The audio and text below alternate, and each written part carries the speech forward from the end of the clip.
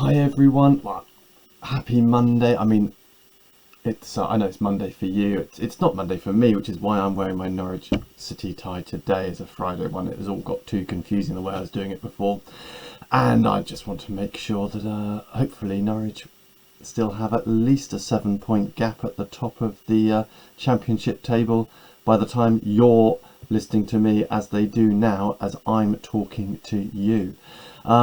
Anyway, before we get on with the main part of the lesson, today's starter is called a futoshiki, which is a little puzzle all hinging around inequalities, which is an essential maths skill. I'm going to show you how it works and put in one number for you now and challenge you to see if you can, before the next lesson when I will show you the final solution, see if you can work out where to put all the other numbers. It's quite tricky, but quite fun. When I say fun, you may think, really not sure that I agree with your idea of fun, and philosophers have argued over different types of fun. There are types of fun which are instantly rewarding and others that take a little longer. Anyway, here's the puzzle. So an inequality is telling you whether one number is bigger than or smaller than another.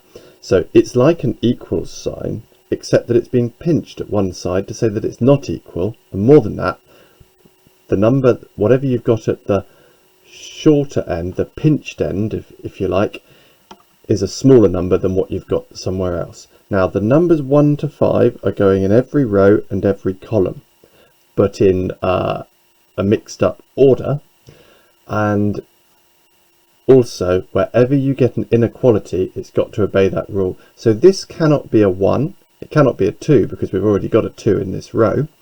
So it has to be a 3, a 4 or a 5. Down here, this means that this must be a 3 or a 1. It cannot be a 2 because we've got a 2 up there. Now the number I'm going to place for you is going to be a 5, and the reason for that is, in this column I know that this number here must be smaller than 4, so it's a 3 or a 1, and this number here must be smaller than this one. Now we don't know what this number is, but the biggest number it could be is a 5, meaning this number can only be, well, it can't be a 4 because you've got a 4 there, so this number is a 3 or a 1 because we've got a 2 up there as well. So that cannot be a 5, that cannot be a 5, there has to be a 5 in each column, so I'm going to put a 5 there. And what I would like you to do is make a copy of it. If you can't, you don't have to use a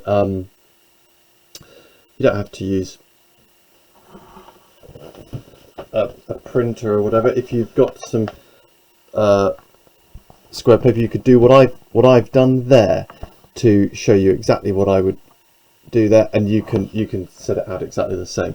Anyway, you don't have to do it now, you don't have to do it at all, but if at some point during the day you get really bored and think, well, what shall I do? I'll have a cup of tea and just mull over a puzzle, you may find you actually sort of quite enjoy it.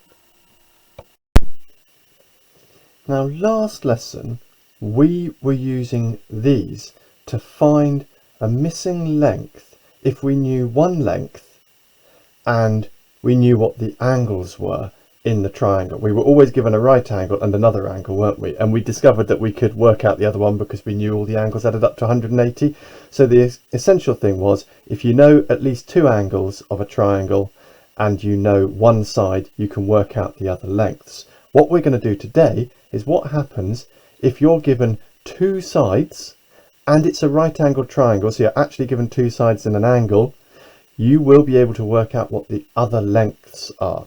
And we're going to do that, but before we do, we're going to need to change these formulas around a little bit. And before we do that, I just want to show you another formula that you probably know. So I wonder if you can tell me what that means. Hopefully you thought distance equals speed divided by time, and you may have done this in science as well, and you may have done some rearranging of the formula where you times by the time and then you divide by the distance, and you can say that the time is also the speed divided by the distance, and these two swap with each other. Well, you can do a trick a bit like that with these which is going to help finding the angle easier, because the angles are on the bottom here and we want them on the top. And so we can say that sine A divided by A is the same thing as sine B divided by B is the same as sine C divided by C. So if you're trying to find an angle, you want the same thing, but like that. Here's another similar one, just drawn a bit wonkily. Give a little go and see where it takes you. Hopefully you've started off with A, B, C, A, and we've got the C's again lining up just as we did before with the A's. So take our values. We've got sine 90 on the top, because that's a 90-degree angle, over 12 is equal to sine x, and that's opposite the 9. Then we need to get rid of the 9 on the bottom. Multiply by 9 gives you 9 sin 90 over 12 equals sine x. And we're almost there. Then we need to do the inverse of sine, so that our x is going to be sin minus 1, 9 sin 90 over 12. Close the brackets, remembering to do the brackets around your 90 there as well. And that should give you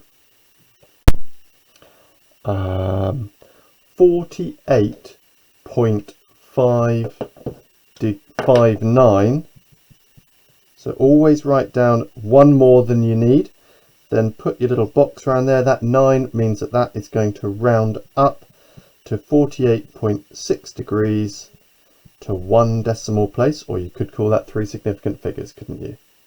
Okay, great. Let's have a go at one where we have to think a little more.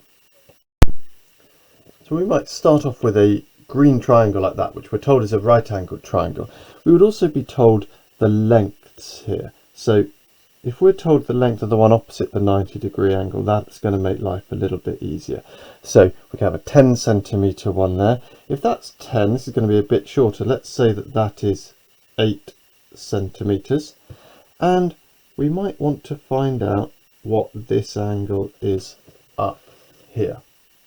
So pause the video and label all the things you can in terms of A, B and C, and then see if you can what you can fill out. Have a go.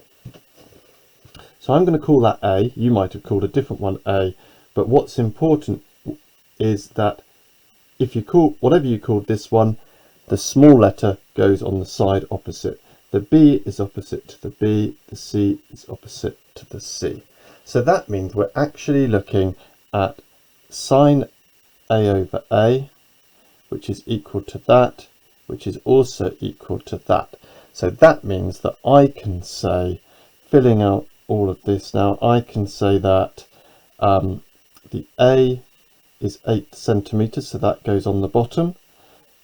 We've got sine x, and on the other side we've got sine 90, because that right angle is 90 degrees, over 10, because that's the length. And I want to know what this x is. The first thing to do is to get rid of the fact that it's been divided by 8. We do that by timesing by 8, and that gives us sine x equals 8 sine 90. Don't worry if this is a bit confusing at first, just write it down, go with it, and each time see if you can get a little bit further. Now we've got that, we can't just put 8 sine 90 over 10 into our calculator and tell us the answer, because that's going to tell us what sine of the angle is, which is going to be a weird number. If you think about this as timesing by sine, it's a bit like dividing by sine, what we're going to do now. But if you look at the calculator and turn it on, when you look at the button sine, just above it, in sort of greeny yellow writing, it says sine minus 1.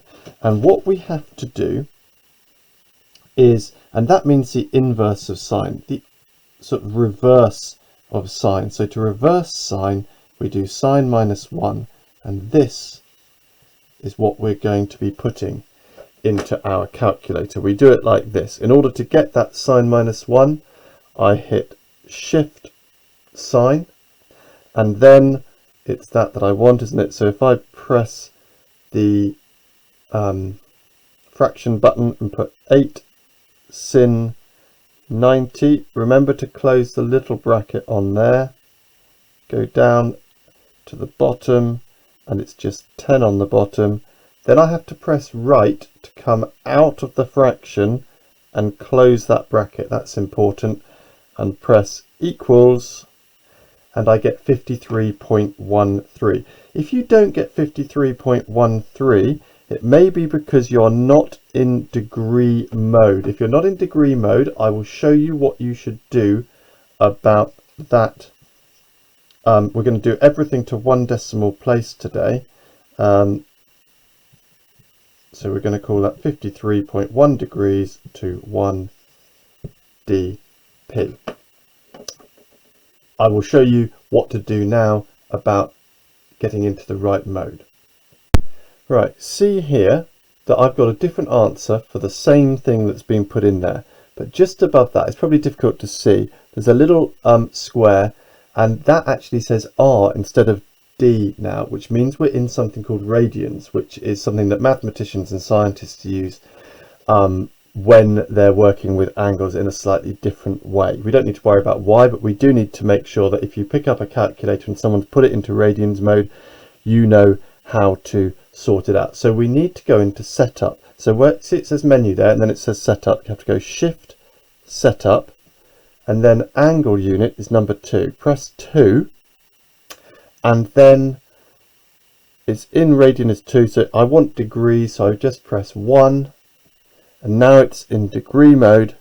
And now if I press equals again on the same thing, you see it's gone to 53.13. If you didn't get that, rewind the video and just watch it again quickly. Now take a look at this triangle, note it down, and find out where we end up at. Now the thing is here, if I go A, B, and C, I can say quite happily that I've got my A over A. So I've got my sine x over 6 equals, but then I've got my C to that one, and I don't know what that angle is unless I know that angle, don't I? Then I can work it out from there. I know 90 minus x will give me that one, but I don't know what it is. I know that's a 90-degree angle, but I don't know what that side is. So I need that side. So what can help me get that side? For now, I'm just going to put in sine 90, because I know that's 90 degrees, over B. And at this point, we are going to have to use Pythagoras to work out what that side B is. Now, we did Pythagoras not that long ago. It said a squared plus b squared equals c squared. So if you want where the c squared was actually this one, wasn't it? That's a bit confusing. Why is it important that this one is called c? It's actually because this is the hypotenuse. So what that's telling me is that if I've got my two shorter sides, if I square them and add them, I get the other one squared. Now, we got pretty good at doing this in class. So to get C, I would then do the square root of all of that, which I could work out, be it quite a nasty number. I could work it out. I mean, let's do that. 9 squared plus 6 squared equals 3 root 13, whatever that is. And I could put that in and use it. But I don't actually need to. I can carry on with what I was doing and put this in here because it's in a calculator paper. So instead of b, what I'm going to do is I'm going to put root 9 squared plus 6 squared. because I know my calculator can handle that, even if I can't. Then I'm going to do what I would have done before, times both sides by 6 gives me sine x equals 6 sine 90 all over the square root of 9 squared plus 6 squared. And then I do my find the angle by doing sin minus 1, shift sine on the calculator, put this in. And how do we do that? Is that going to work? Well, let's have a little go. So we start off, we want shift sine, so pop that in there, and then open the bracket. Then we're going to need a fraction on the top, same as before, 6 sine 90. And by the way, just by writing that, I would have got all the marks apart from one available for this question. Go down to the bottom, and I want the square root of 9 squared plus 6 squared. So I just press the square root button, and then I press 9 squared plus 6 squared, and I come out of there and I press equals, and it gives me 33.69, which is just about 33.7 degrees. Now you may think, I'd rather not do that. At the point that I pressed that, it gave me that number, didn't it? What was it that it gave us? It gave us 3 root 13. So what happens if I go back in here and I delete all of that and I do 3 root 13 instead and press equals? It still gives me the same number. And indeed, if I had done 3 root 13, found out the answer for that and put it in, it would give a very close one, but it would have been rounded, so it wouldn't necessarily be exactly the same. Right, let's practice a bit more. Right, so in a moment I'd like you to pause the video and have a go at these three. This one's going to be like the earlier ones, not too nasty. This one's is also like the earlier ones, but it's got something that relates to something we did on the last lesson, which we haven't covered this time. It's going to be a little bit trickier. So I'm going to talk about this one in more detail. And this one is like the one that we've just done, where you're going to have to use Pythagoras a bit. So pause the video, give it a go.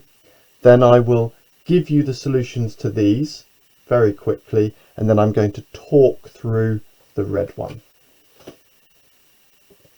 Oh, and I've just had an idea, folks. I don't know why this hasn't occurred to me before. When you label your sides, always choose the right angle to be your C, because then that's going to tie up nicely if you do have to use Pythagoras' theorem, with your C squared bit being for the hypotenuse. So if you always call the right angle C, and the other two, doesn't matter which way round they are, can be A and B. Okay, so give that a go. So here's your working for the first two, and have a look through that. And if you've got any questions about that, do email me. But I'm going to remove those now so that we've got more space just to go through the other one. Okay, so you should hopefully have at least started off by saying that you've got sine 90 over 100. That's going to be equal to sine something over 57 is the way I would go. And I'm going to call that up there y, because it's not x. So if we say sine y, then we can multiply both sides by 57 to give us 57 sine 90 over 100 equals sine y.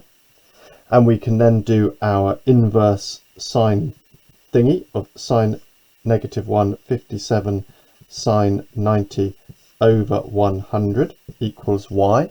We chuck that into the calculator. which should give you 34.75 degrees.